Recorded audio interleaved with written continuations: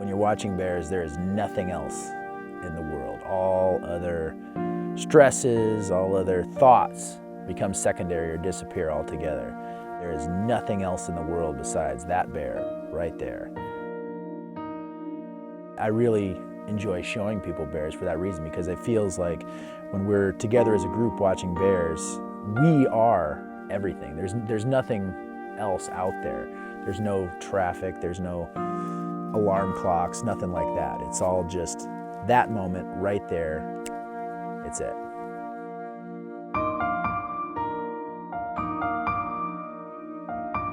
I'm kind of the mediator between the bears and the group. People like to think a bear experience is black or white. This happens, this happens.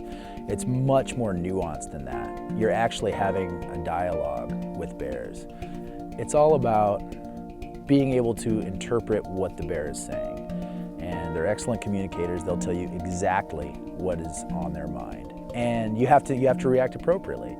That's the most common thing that people don't realize before they come, is they tend to think they're removed from the wildlife. You are sitting there in this little bubble and it's not interacting with you. Well, when you go out on the Katmai Coast, when you come out bear viewing with us, we're part of the equation. And our part of the equation is to behave in a predictable, calm manner that puts the bears at ease. And as a result, you'll have bears walk right by you, just doing what bears do, completely natural.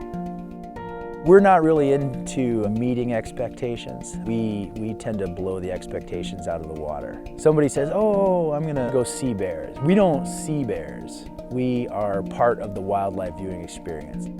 Just being out there with a group of people and having the camaraderie, experiencing it together is pretty powerful. And it always amazes me how everybody can have one experience but interpret it completely differently. And so one of the fun things is going back to the ship in the evening and saying, well, what were you thinking when that bear did that? Or this is what I thought about this situation. Yeah, it varies dramatically person to person. Some people might be, oh, that was scary. And other people will say, oh no, that was the greatest thing I've ever seen. It's about the wild places and getting to these wild places. And there's no place in the lower 48 you can be this completely removed from everywhere else. It's looking for the new, it's looking for the wild, it's looking for what's around the next bend and what's in the next cove, what bears are we gonna see. It's about just getting out there and doing it. You know,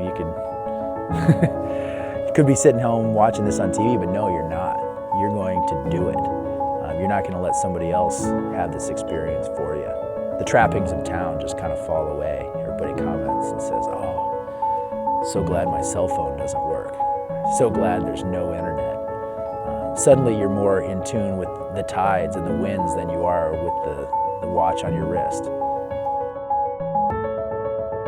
These places that have a more primal rhythm or feel, it awakens something in people.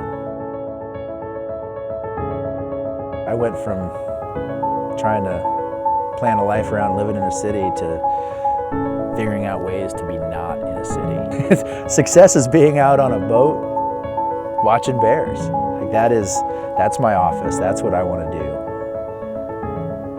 I'm kind of here. Like this is it. This is where I want to be. When you're out there, you want to be nowhere else other than that spot right at that moment.